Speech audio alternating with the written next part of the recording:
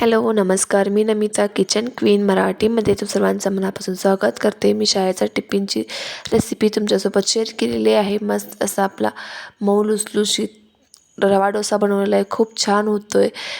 Oily होत नाही की चिकचिक होत नाही, चिकट असा होत नाही. मस्त असा आपला सॉफ्ट छान असा डोसा होतो. जर तुम्ही घरी बनवणार असाल तर पातळ करून कुरकुरीत पण करून खाऊ शकता. जर टिफिनसाठी पाहिजे यासाठी मी सॉफ्ट असा बनवला बघू शकता. किती परफेक्ट असं आपलं प्रमाण वापरून मस्त परफेक्ट आपला डोसा बनवून तयार झालेला आहे. आता लहान सुट्टीसाठी मी गूळ घातलेलं शेवया बनवत आहे. ते दुधामध्ये बनवत आहे.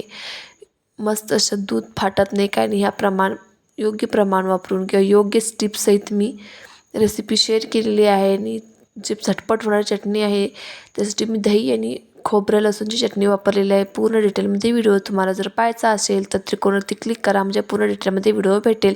चला आता थँक्यू. नेक्स्ट व्हिडिओमध्ये भेटूया.